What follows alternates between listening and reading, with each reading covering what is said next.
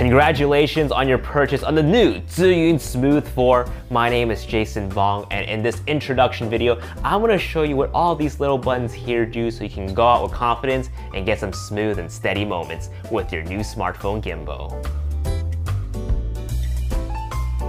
Now to start using the gimbal right out of the gate, place your smartphone in between the clamp and ensure that it's balanced. If it's leaning too much in one direction, just simply unlock the dial here and make micro adjustments until it's leveled. Once you're done, just lock it back in place. Power on the gimbal by holding down this button right here and start your camera app. Here I'm using the ZY Play camera app, which is free on the iOS and Google Play Store. Once you boot up the app, there will be a Bluetooth connection window prompting you the connection between your phone and the Smooth 4. It should do it automatically, but if not, select your device. Now that's connected, let's go ahead and go over the different gimbal modes so you know what to use depending on the scenario. By default, we are in pan follow mode, indicated by this P, F, and L toggle above the power button. Pan follow mode only follows your left and right movement, but not up or down. By toggling down to L, you'll be in lock mode. The gimbal is now locked off in one direction, meaning it will not follow your left or right movement, nor up or down. And this is helpful for when you want to go on a straight path and ensure that your phone will not drift off course. On the back of the Smooth 4, you're going to notice two triggers. If you hold the bottom one, you will be in following mode. And in this mode, not only will it follow your left and right movement, but also up and down. You can actually use the full follow mode to position the camera at an extreme angle. Just hold down the bottom trigger and guide the phone to where you need it to be and then let go. Now you can operate the gimbal at the desired angle, perfect to film up skyscrapers and trees. To reset the position, just double tap on the bottom trigger. If you hold the top trigger, you'll be in phone go mode. Now this is a new mode exclusive to the Smooth 4 that will allow you to quickly move the phone in any direction that you need it to be. Now the last mode is standby or sleep mode. You can easily clip up your setup when you're not using it or when you need to take a quick call. Hello? Yeah, I'm kind of filming something right now. Yeah, I'll give you a call back. Okay, alright, bye. And then unclip it to quickly resume filming. This is a great way to conserve battery life and also have the Smooth 4 ready for any sudden action. Now with those modes in mind, when you're ready to record, just hit the red button. And that's pretty much it if you want to start using the Smooth 4 right away. But if you want to unleash the full potential of your new smartphone gimbal and take advantage of all the available features on the ZY Play app, well then I suggest you keep on watching. Let's go over the user interface first. Starting in the top left corner, we have the home icon that takes you back to the device selection screen. To the right of it are a set of 5 icons. The first one lets you know if the Bluetooth is paired between the phone and the gimbal. The second one shows what photo mode you're in, and we'll go over the different photo modes in just a bit. Third is flash, fourth is timer, and the last icon lets you know if HDR is enabled or not. HDR stands for high dynamic range. On the top right corner, we have battery indicators for both your phone and your Smooth 4. Bottom left corner, we have the album icon and the object tracking icon, and we'll talk about how to access these in a later part of the video.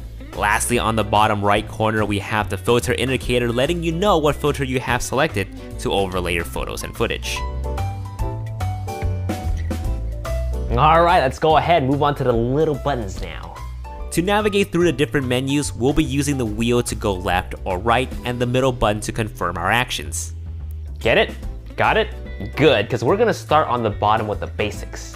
The red button here of course triggers movie recording. The button to the right of it takes a photo. The bottom button of the wheel allows you to access the album to all of your recorded contents. Now, it's important to note that you need to highlight and select the clips you want to save to your phone's camera roll if you want to offload your photos and videos to your Mac or PC. If you decide to delete a clip, just hit the trash can button up here. Moving on, the crosshair button that is to the left of the record button, that is the zoom and focus toggle, and the wheel on the side controls those settings. If you're in zoom mode, the wheel will control the zoom.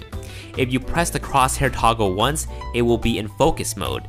Now the wheel will control the focus. As we make our way up to the rest of the buttons, the left wheel button here switches between front-facing camera and back-facing camera. Right wheel locks and unlocks the exposure compensation control. By default, the camera app will shoot in auto settings, meaning it will determine the best settings to properly expose the shot for you automatically.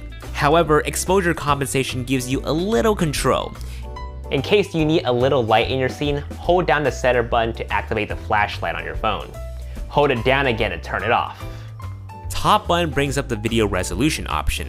The maximum resolution and frame rate would depend on the phone that you have. Rotate the wheel to select your choice. Once you decide it, tap on the center button and hit the menu button to exit.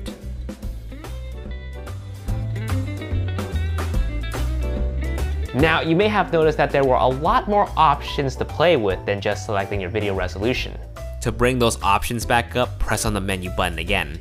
The first icon in this box is camera. When you select it, you have different photo modes to choose from, such as panoramic, long exposure, slow motion, time-lapse, motion time-lapse, and vertigo. Once a mode is selected, to activate its features, you just press on the camera button. Now, to not make this video too long, we're going to have to go more in depth on some of these other features and how to maximize them in future videos. But modes like the panorama, slow motion, and time lapses are very easy to use. The panoramic mode will move the camera around, take multiple photos, and automatically stitch them up for an epic shot.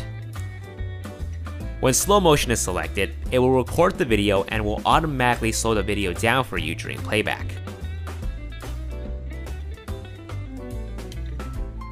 Other features like time-lapse, long exposure, and vertigo will have a window prompting you to program settings and waypoints before automating the movements to capture your perfect shot. Moving on to the second icon, which is the flash. You can enable this to auto or on if you want to use the phone's flash to light your photos. The last choice in the selection is steady light, which just turns on the flashlight of your phone.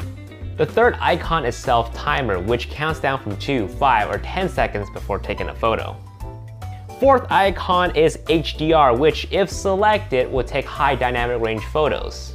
The fifth icon is white balance, which will allow you to change the color temperature depending on the lighting situation that you're in. The sixth icon is video resolution, which we already covered. Seventh is manual control. Now earlier we talked about how when the app boots up, it will default in auto settings. If you want to have full control of the camera settings, turn this on. Once enabled, you'll be able to use the control wheel to adjust each parameters to your liking. Eighth is scene, which gives you two options for responsiveness of the gimbal. Walking is selected by default, giving you normal responsiveness, or you can select motion if you'll be needing the gimbal to react quicker to your movements. Ninth icon is filter, which again allows you to select a filter look that overlays your footage and image. The 10th and last icon, settings, which gives you a small array of additional options to fine-tune your gimbal settings. In the camera tab, you'll find the following settings. Beauty cam, which add a bit of skin smoothing to your face if selected. Zoom sensitivity controls how sensitive the settings get changed when you rotate the wheel. OIS or EIS, which stands for Optical Image Stabilization or Electronic Image Stabilization, which if you have it on, turns on your camera's built-in stabilization. Grid are cross lines on the screen that you can use to help frame up your shot. Next up is cam mode. Just leave that on Pro, trust me on that. In the next tab, which is the General tab, you can check which software version of the Smooth 4 you have. Now the very last thing to talk about is object tracking, which can be found on the bottom left corner. To enable this, just tap on the icon and draw a box over your subject, so as they move, the Smooth 4 will automatically follow them. Alright, I think you guys are ready to go out to create some art. But hey, before you go, don't forget to come back to the Zillion social media for future tips and tricks and tutorials on how to better operate the Smooth 4. Again, my name is Jason Fong. Thank you so much for watching this video.